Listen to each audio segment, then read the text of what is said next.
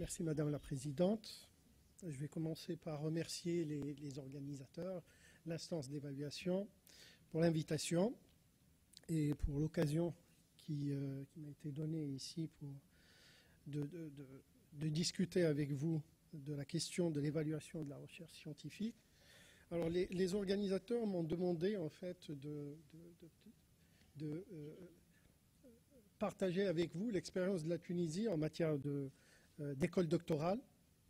J'en fais pas une évaluation, elle n'est pas encore une évaluation, mais c'est les premiers éléments d'une évaluation de l'expérience des écoles doctorales qui a 10 ans de vie actuellement. Et puis, je pense que cette expérience peut être d'une certaine manière d'une utilité pour des pays comparables de la région ou en dehors de la région. Voilà, en gros, avant de parler de l'expérience des écoles doctorales en Tunisie, je vais faire un petit rappel et peut-être une contextualisation de l'avènement un peu de ces écoles doctorales, en parlant un peu du système éducatif et du système de la recherche en Tunisie, et puis faire vraiment un récapitulatif très très rapide des principales difficultés et des réformes entreprises ces dernières années, et on peut dire actuellement. Je parlerai évidemment de l'expérience des écoles doctorales et pourquoi elles sont venues un peu s'implanter dans ce paysage des deux systèmes, éducatifs et scientifiques, les difficultés de la mise en œuvre de ces écoles doctorales et parler un peu des recommandations qui sont tirées un peu de ce travail liminaire. Alors, quand on parle du système éducatif tunisien, voilà, on est aussi dans le même contexte que celui de beaucoup des pays de la région. Donc, on est dans le système LMD. Nous avons un système à deux vitesses, un système qui est le système traditionnel, là où il y a le maximum d'élèves et d'étudiants, qui nous mène vers le baccalauréat général, puis le système LMD lui-même. Et puis nous avons la partie formation professionnelle qui va du CAP, du CAP au BTP, etc., avec très peu de passerelles entre les deux systèmes. Et puis aussi au niveau culturel, au niveau de la société, bien sûr, toujours une approche très critique envers la formation professionnelle. Donc, on cherche tous à ce que nos enfants soient un peu dans l'autoroute connue qui est celle de la formation générale. Le système national de la recherche scientifique et de l'innovation est lui aussi assez structuré. En termes de structure, il est, disons, assez complet. Évidemment, pour différentes raisons, il ne donne pas un peu les résultats attendus, avec un niveau politique où il y a le Haut Comité de la recherche scientifique présidé par le Premier ministre et qui est déterminé et qui est composé par les membres du gouvernement, c'est-à-dire tous les ministères ayant lien avec la recherche scientifique. Il y a la Haute Commission nationale de la science et de la technologie qui est plus dans l'attractivité des investissements directs étrangers à haute valeur ajoutée ou à haute technologie. Et puis, il y a le Conseil consultatif qui travaille plus sur les priorités nationales de la recherche. Le deuxième niveau, c'est les ministères, principalement le ministère de l'Enseignement supérieur, le ministère de la Santé, de l'Agriculture, de la technologie, des technologies, de l'information, de la communication. Et bien sûr, l'autre côté, la technologie, en Tunisie, elle est aux mains du ministère de l'Industrie. Elle n'est pas aux mains du ministère de l'Enseignement supérieur. Au niveau des ministères, il y a une sous-commission qui est la commission technique qui coordonne le travail de tous ces ministères. Quand on va à un autre niveau, on a le CNEAR. Et le CNEAR, c'est l'équivalent de l'instance nationale d'évaluation ici au Maroc. Elle a été créée en 2003, donc il y a 15-16 ans. et elle fait l'évaluation. Il y a l'ANPRI, qui est l'Agence nationale de la promotion de la recherche et de l'innovation, qui travaille sur la valorisation des résultats de la recherche, donc des labos, des unités de recherche vers disons le monde des affaires. De l'autre côté, au niveau du ministère de l'Industrie et de la Technologie, il y a le bureau de mise à niveau industriel, il y a les centres techniques, il y a l'agence de promotion de l'innovation, de l'investissement et l'innovation. En descendant en bas, on a encore du côté du ministère tout ce qui est laboratoire et unités de recherche, les centres de recherche. Les premiers sont dans les universités et les centres de recherche comportent aussi des unités et des laboratoires, jusqu'au fond, là où on a les technopoles qui font un lien entre les structures de recherche et, bien sûr, le secteur privé, donc le secteur industriel, le secteur productif. En gros, c'est une représentation très rapide de notre système. Comme je vous l'ai dit, il est assez complet, mais il est hiérarchique. Hein. Les relations sont toujours verticales. Et puis, probablement, il y a toujours un problème de lien entre les efforts qui se font au niveau de la recherche avec le secteur productif. Donc, en termes de valorisation, nous avons toujours des difficultés à ce niveau-là. Les chiffres de l'enseignement supérieur, certains des chiffres, d'une manière ou d'une autre, ont été dits par mon ami Hamid.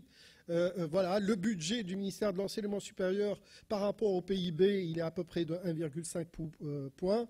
Et par rapport au budget de l'État, il est de 5,1 points, alors qu'il avait atteint 6% en 2011. Donc c'est un budget qui est en baisse, hein, en termes relatifs. Le nombre d'universités est égal à 13. Beaucoup d'établissements d'enseignement supérieur publics, hein, 203 et 68 privés. Le nombre d'étudiants est de 250 000, plus 31 000 dans le privé. Peut-être une remarque ici, le nombre d'étudiants en Tunisie est en train de baisser de manière drastique.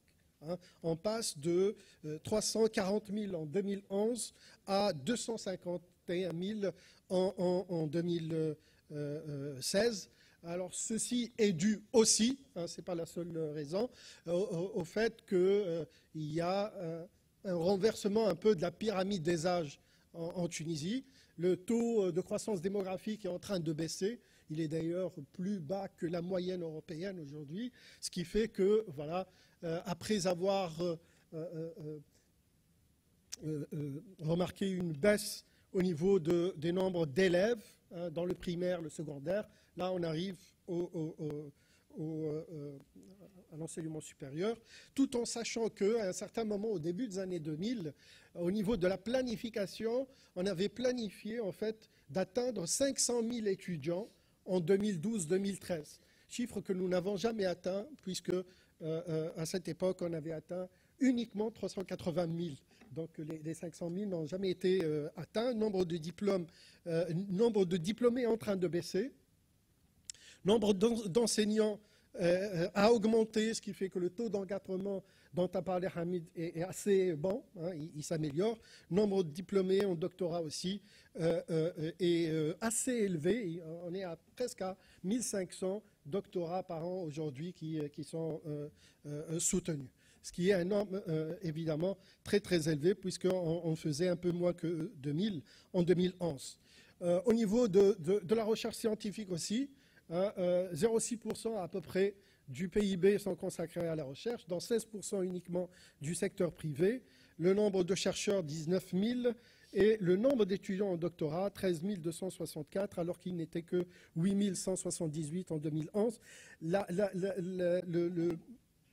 En fait, aujourd'hui, ce qu'on peut remarquer, c'est que le nombre de masters est en train d'exploser dans nos institutions, ce qui fait que l'input, hein, en termes de doctorants est assez élevé aussi. Voilà, le nombre d'écoles doctorales est de 37, donc en 10 ans, il y a eu 37 créations d'écoles doctorales. En termes de publication, on est troisième en Afrique, après l'Afrique du Sud et l'Égypte, et premier en termes de publication par habitant. Le nombre de brevets est vraiment très faible. Les 56 ici, c'est uniquement pour l'institution tunisienne d'enregistrement. Au niveau international, on tourne tous les ans entre 4 et 5 brevets. Donc les principales difficultés, c'est un système hiérarchique, il y a peu d'autonomie à tous les niveaux.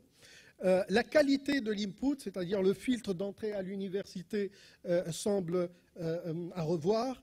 Il y a le problème du chômage des diplômés de l'enseignement supérieur, puisque les diplômés du supérieur sont chômeurs quasiment le double de la moyenne nationale. Évidemment, il y a une faible interaction avec l'environnement économique et social, donc la co-construction des filières et des cours. Le rôle et la part des institutions universitaires privées est resté flou. Il n'y a pas de recommandation, il n'y a pas de stratégie à ce niveau-là, le privé par rapport au public. Il y a un faible usage des outils modernes de l'enseignement, l'éthique, etc. Et puis, gros problème de ces dernières années, la fuite des cerveaux, que ce soit au niveau des étudiants, des enseignants et des chercheurs. Les chiffres sont effarants lors des 5-6 dernières années. Et après avoir vu une fuite vers plutôt l'Europe et les États-Unis, aujourd'hui, la flèche, elle va plutôt vers l'Est et vers les pays du Golfe. Alors, j'ai ajouté ce slide il y a 2 jours parce qu'il y a eu les assises de la réforme de l'enseignement supérieur le 2 et 3 décembre dernier, donc le week-end dernier, et il y a eu des recommandations. Ce sont des assises qui se sont déroulées avec la présence à peu près milliers de personnes, enseignants, hommes d'affaires, etc., privés, publics. Et il y a eu des recommandations, et parmi les recommandations, il y a eu la création de pôles régionaux qui concentrent un peu les universités, les centres de recherche et beaucoup d'autres propositions. Alors, les écoles doctorales sont venues, en fait, comme structure scientifique et technologique. L'idée, c'est de créer des groupes d'excellence. L'idée aussi, c'est de travailler sur la multidisciplinarité. Et donc, en fait, c'est l'idée derrière la création des écoles doctorales, c'est de permettre aux étudiants, aux doctorants, d'avoir un milieu, d'être dans un milieu propice à la recherche et à la performance. Les missions telles qu'ils sont indiquées dans les textes, c'est constituer donc des espaces de réflexion interdisciplinaires, mettre les doctorants en mesure de préparer et de soutenir leur thèse dans les meilleures conditions, définir un dispositif d'appui établi en relation avec le monde socio-économique et la promotion de la co-tutelle internationale des thèses, donc les échanges et la coopération internationale. L'organisation, je vais passer l'organisation de l'école doctorale et son fonctionnement. L'école doctorale se réunit au moins normalement 2 fois par an et la manière avec laquelle ces décisions sont prises, elle établit un rapport annuel et un bilan aussi chiffré sur le nombre de doctorants par directeur de recherche, par structure de recherche, type et nombre de financement des doctorants, durée moyenne des thèses, l'activité des écoles doctorales fait obligatoirement l'objet d'une évaluation par le CNEA, par l'instance d'évaluation, tous les 3 ans.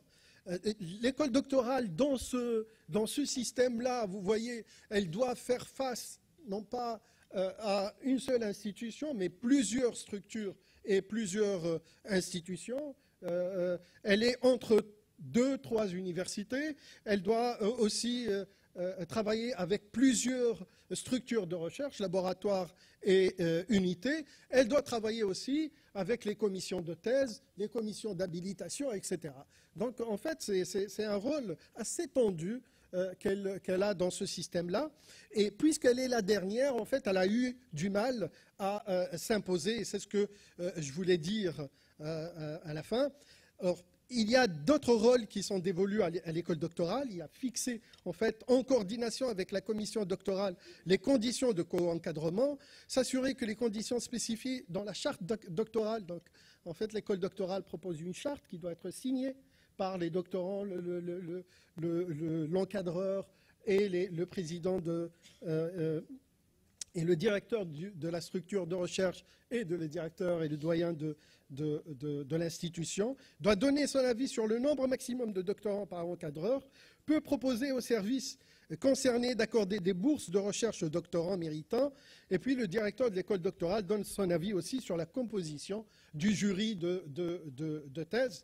10 ans après, en gros, l'école doctorale ne fait pas grand-chose, ne fait de toutes les façons pas toutes ses missions, parce que les moyens humains ne sont pas très nombreux, les réunions aussi se font rares, les rapports annuels sont transmis directement au ministère sans passer nécessairement par l'université, comme le dit la loi. Le travail commun entre les commissions des thèses et les écoles doctorales sont vraiment très réduits. Les structures de recherche ne sollicitent pas les écoles doctorales que pour des bourses et des subventions, et aucune, aujourd'hui, école doctorale, 10 ans après, n'a été évaluée finalement par le CNEAR. Quelques recommandations. Donc, travailler sur la cohérence des textes existants.